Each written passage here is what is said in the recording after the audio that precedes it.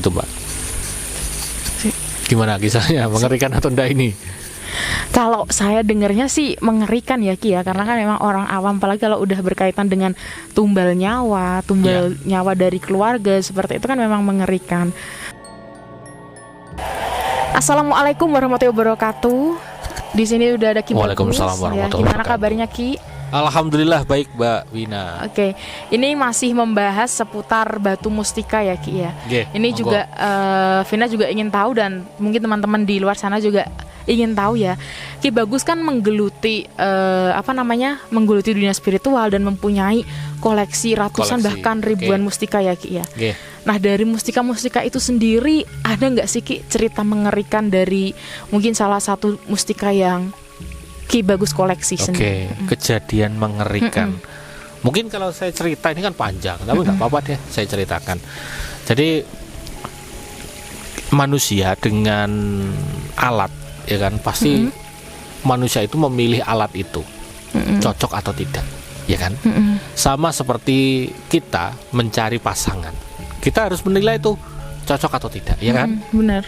Kemudian ketika kita menjalaninya, apakah kita bisa melewatinya, itu ada cocok atau tidak, begitu. Dan nanti kan ada hasilnya, baik atau buruk. Benar. Nah, kita pakai pusaka ataupun sarana spiritual, mustika, itu sama. Ada, kita harus cocok, ya, dan kita menggunakannya dengan baik, maka itu akan jadi yang benar, ya, bisa baik. Nah, kebetulan jenengan tadi tanya, adakah kejadian yang mengerikan? Mungkin saya mulai dari ini, waktu saya mendapatkan. Mendapatkan mustikanya ya Ki? Ini sudah saya ceritakan di wawancara sama siapa dulu. Ada beberapa channel yang mewawancarai saya, sudah saya ceritakan.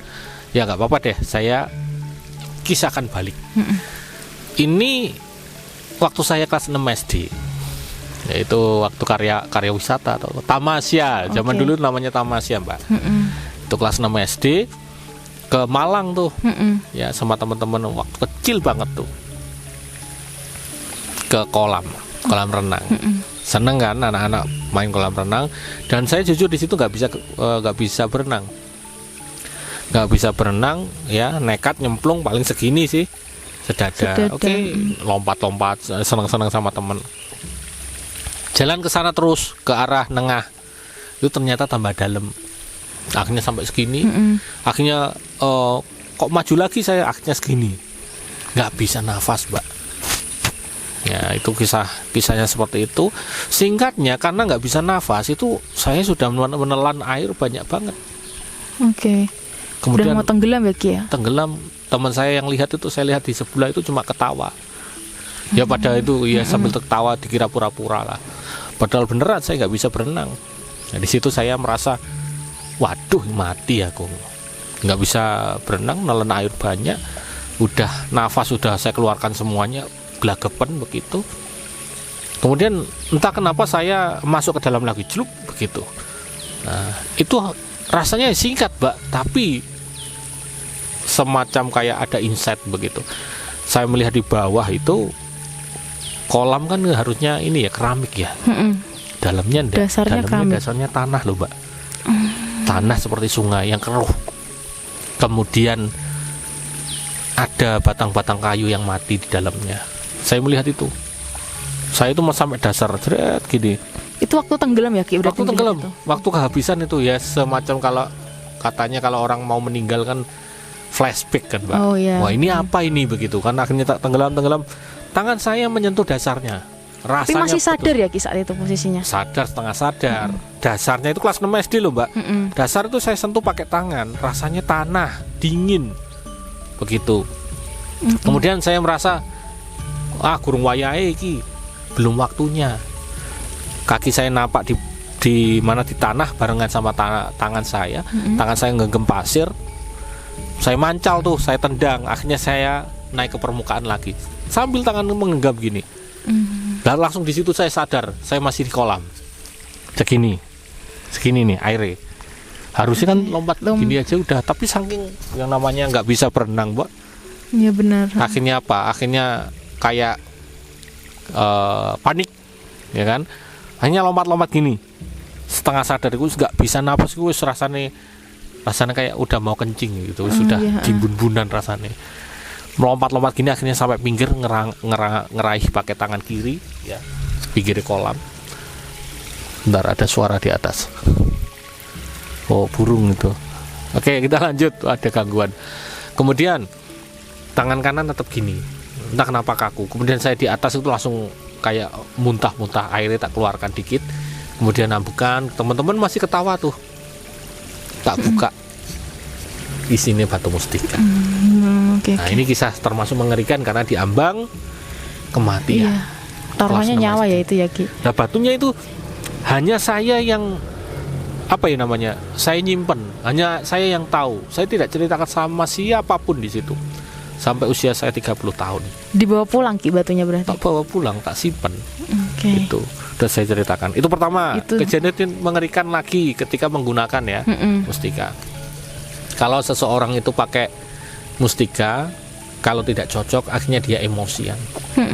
Nah, itu berubah, itu mengerikan karena dia bisa berkelahi dengan siapapun, dia bisa kehilangan karakter, dia bisa menjadi lebih ganas, garang dan lain sebagainya. Itu mengerikan.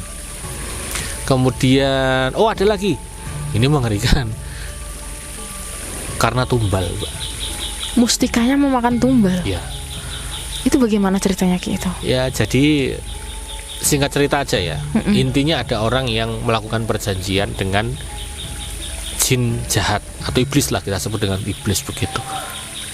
Kemudian setelah dia perjanjian, di situ ada ya perjanjian dengan iblis, tentunya kan ada kontrak, itu ada persyaratan, ada darah, ada apa, ada ayam yang harus disembelih dan ritual yang ya nyeleneh begitu.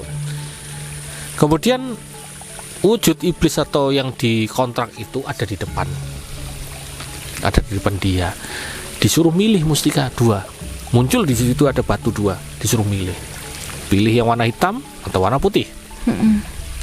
Semuanya itu ada satu-satu setiap satunya itu ada syarat yang berbeda-beda. Yang sini dia minta apa ya, minta darah atau apa begitu, minta nyawa. Kemudian yang satunya ini yang warna apa namanya, hitam. Minta nyawa. Ingat nyawa, ingat ya. Yang hitam minta nyawa, yang putih minta ayam. Baik. Ya, ini kisah ini saya tidak menyebutkan nama karena orangnya udah nggak ada, mati. Orang ini akhirnya milih yang warna putih. Oh, cuma minta ayam. Ya itu kaya, Mbak. Akhirnya jadi kaya raya, Mbak. Kaya raya, kemudian bisnisnya maju. Toko besi. Maju, buka cabang di mana-mana, beli mobil, rumahnya tingkat 3. Singkat cerita, tiba-tiba malam apa begitu, setan atau iblis tadi itu datang, menagih janji, minta nyawa anaknya. Kan dia langsung kaget. Loh, waktu dulu kita kontrak minta ayam kok. Nah, ini Mbak, iblis ataupun setan jahat ataupun jin jahat yang goib, yang energinya hitam, mereka itu mudah memutar balikkan fakta. Ya kan? Yang kemarin itu mustika atau batu warna hitam mintanya nyawa, itu adalah tumbal ayam. Tapi kalau menyebutnya yang tadi putih itu, ayam minta ayam, itu adalah anaknya. Karena dia tidak mau, ya mulai dari situ anaknya kecelakaan meninggal.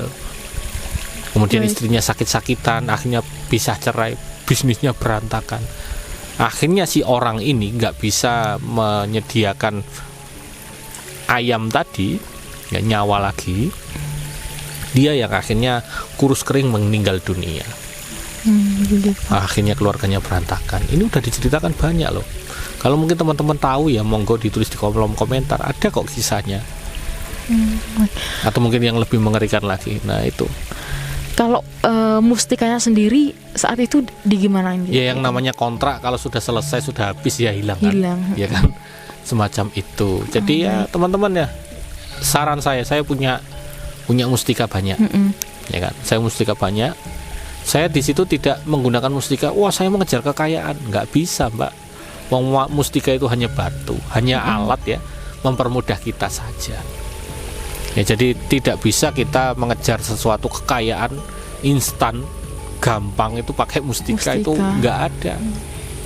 Jadi mustika itu hanya alat, ya, semacam kita punya HP ataupun motor untuk berkendara kan mempermudah saja, ngoten lho Mbak. Perantara begitu ya Ki? Perantara. Jadi itu beberapa kisah mengerikan ketika seseorang itu mengejar kekayaan, memakan korban, gitu Mbak. Gimana kisahnya, mengerikan atau enggak ini? Kalau saya dengarnya sih mengerikan ya Ki ya, karena kan memang orang awam, apalagi kalau udah berkaitan dengan tumbal nyawa nyawa dari keluarga seperti itu kan memang mengerikan. Berarti mengenai tumbal begitu tergantung dari niat awalnya dan pemakaian dari pemiliknya ya Ki, atau gimana sih Ki? Tumbal pertama ya memang niat dulu. Orang itu berarti kalau mencari yang cepat kan pasti ke tempat yang kontrak dengan iblis. Oh begitu. Dengan ilmu yang hitam, bahkan melalui perantara paranormal atau dukun ya ilmunya hitam. Oke. Begitu. Biasanya kalau ilmu hitam itu ditandai bukan dengan menyan, bukan dengan nyawa. Nyawa apa? Ayam tumbal. Disuruh nyembelih ayam cemani. Nah, itu termasuk ilmu hitam.